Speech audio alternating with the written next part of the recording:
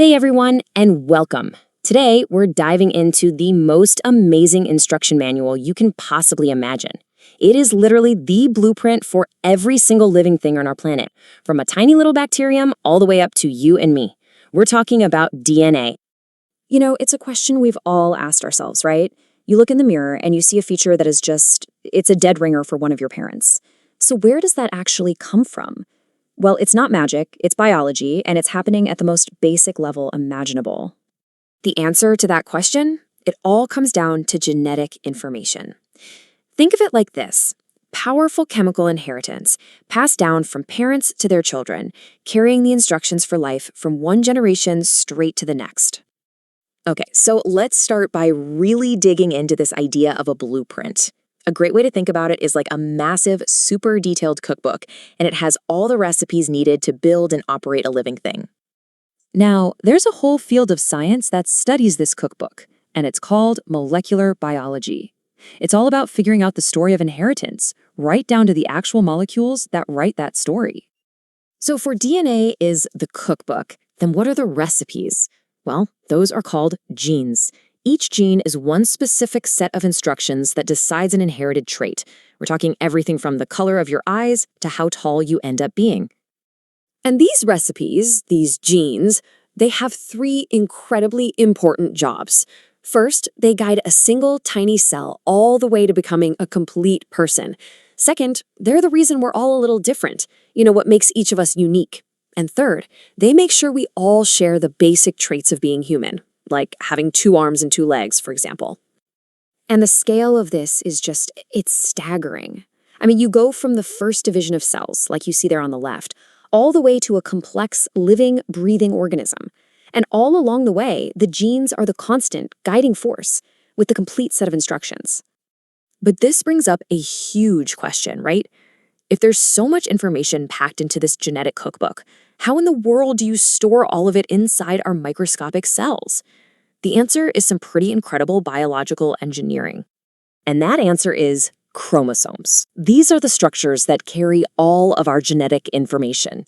So to stick with our analogy, if genes are the recipes, chromosomes are like the chapters of the cookbook, all bundled up nice and tight. And their most important job is to make sure that when a cell splits in two, a perfect copy of the entire blueprint gets passed on.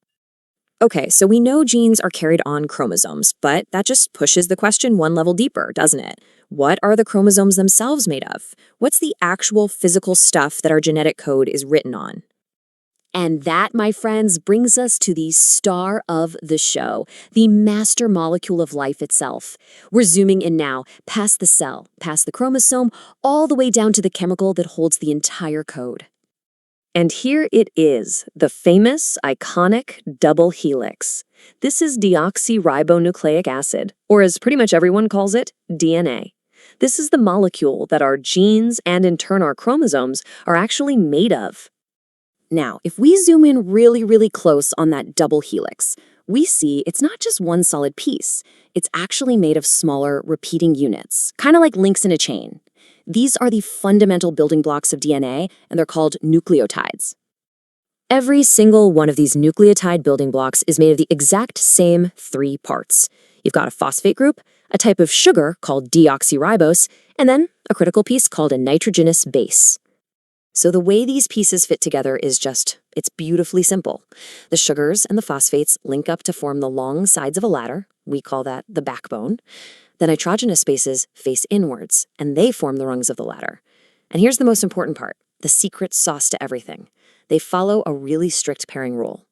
Adenine, or A, always pairs with thymine, T, and cytosine, C, always pairs with guanine, G. This simple rule is the key to everything. It lets the cell read the sequence as a code, and it means if you have one strand, you can perfectly build its other half. That's the key to making copies. Now, we take all this knowledge for granted today, but it was the result of some incredible scientific detective work.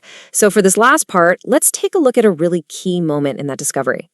For a long time, scientists weren't even sure if the genetic material was protein or DNA.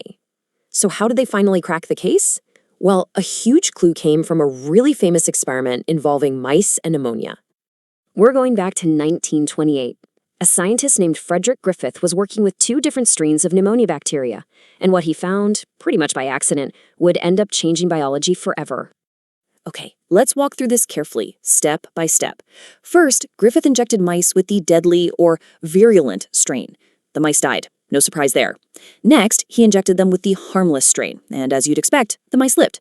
Then, he took that deadly strain and killed it with heat before injecting it. And again, the mice lived. But then came the twist. He mixed the heat-killed deadly bacteria with the live, harmless bacteria, injected that combo, and the mouse died. When Griffith looked inside that dead mouse, he found living, deadly bacteria.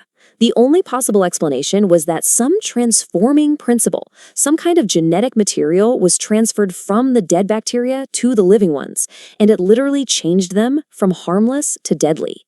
He called this bacterial transformation. Griffith's experiment was absolutely monumental. It proved, for the first time, that a chemical substance could carry genetic traits between organisms. But it left the entire scientific world with one massive, tantalizing question. Was that transforming material a protein, or was it DNA? And figuring out that mystery, well, that would be the next great chapter in the story of life.